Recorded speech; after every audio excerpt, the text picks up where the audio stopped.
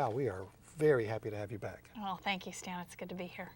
You have Enron fame, but now even more fame with the Integrity Institute. Tell us just a little bit about that.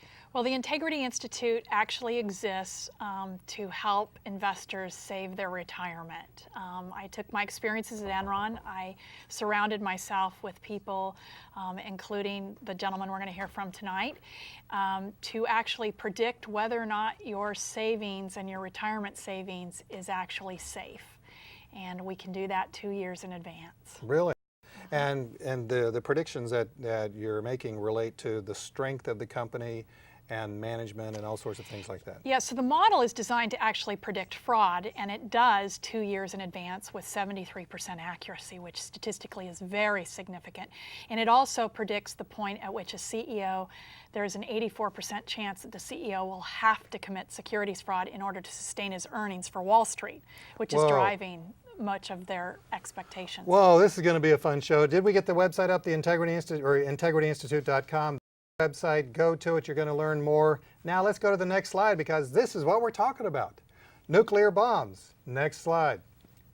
What does predicting whether Iran will build a nuclear bomb have to do with your retirement, and just what does it? Well, Dr. Bruce Buena de Mesquita, he's a professor half the year at NYU and the other half at Stanford, does most of his work under the radar screen for the CIA. Actually, in 1999 was hired by Arthur Andersen to create a model that would predict whether or not Arthur Andersen's clients were committing fraud. And he was actually able to predict out of 10 of the largest frauds. Well, wait a minute, I got to ask you. I mean, isn't Arthur Andersen an accounting firm? I mean, shouldn't they know whether they're... Right. I mean, they've got the numbers, exactly. they got the books. Well, they came back and actually the model worked better than they expected, and their lawyers said, oh, no, we don't want to know this information because we won't have plausible deniability. Now, what's this gentleman's name? It's Bruce Buena de Mesquita, and Bruce actually, he is a political scientist, so most of his work is done for the CIA to predict when terrorists are going to attack. And so he used a methodology called game theory, which actually uses mathematics, sort of similar to A Beautiful Mind and John Nash, to actually predict a number of things, and corporate fraud happens to be one of them, and we're going to use his model. But he actually is well known in the CIA for other things. Wow, do we have the CIA video ready yet? If we do, okay, let's go to the video right now. Dr. Bruce Buena. I engage in the use of game theory. Game theory is a branch of mathematics. And that means, that even in the study of politics, math has come into the picture. We can no longer pretend that we just speculate about politics. We need to look at this in a rigorous way. Now, what is game theory about? It assumes that people are looking out for what's good for them. That doesn't seem terribly shocking, although it's controversial for a lot of people that we are self-interested. In order to look out for what's best for them or what they think is best for them, people have values. They identify what they want, what they don't want, and they have beliefs about what other people want, what other people don't want, how much power other people have, how much those people could get in the way of whatever it is that you want. And they face limitations.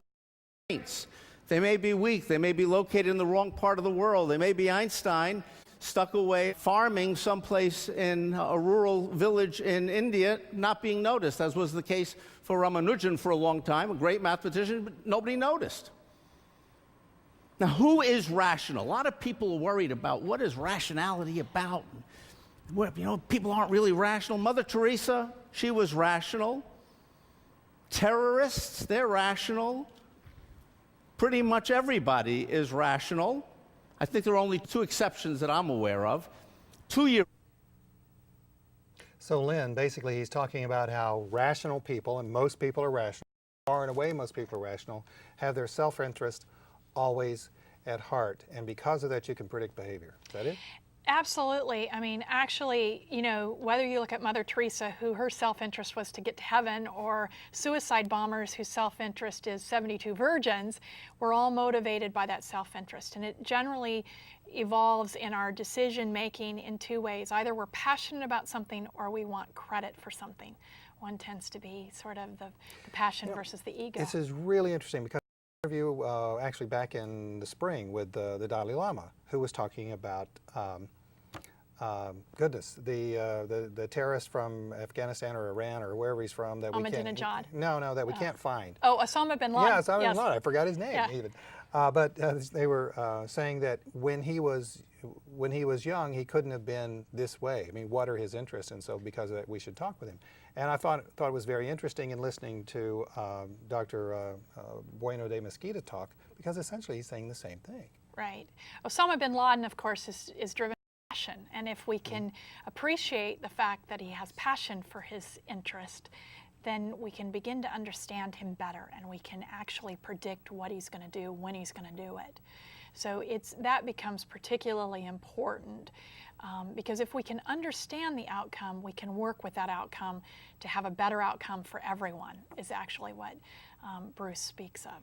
Well, okay. Now let's talk about my self-interest and my retirement and its Okay. safety. And the question is can the Integrity Index, which is coming out of the Integrity Institute, predict a sustainable corporate performance? And that's the big question. And you say that you can. We can.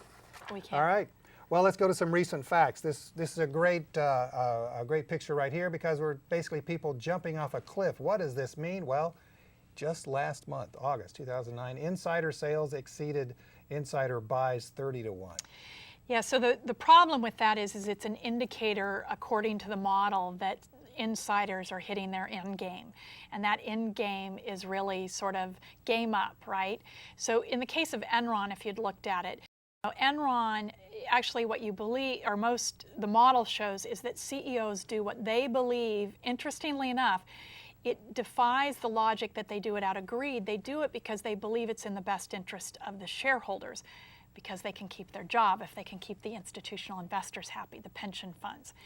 What happens is when gigs up, game's over, they start cashing in. So this 30 to 1, and some people are even saying that it's as much as 95% more money is being sold in stocks than being bought by insiders, tells us that we're in for some real trouble, and the factors or the indicators are that fraud is alive and well inside corporate America. Now, this is current stuff. This is not something from a year ago, and we're looking back and telling some kind of historical story. No. This is actually, you can predict this out 2 years in advance. Okay, we're going to take a very quick break. Lynn Brewer from the Integrity Institute is here with us, and very important stuff. It's about predicting corporate performance and to you, particularly with regard to your retirement, your investments, and the future of our economy here in the United States and across the world. Go to the integrityinstitute.com or integrityinstitute.com right there, and you will find out an awful lot of information you're going to want to know.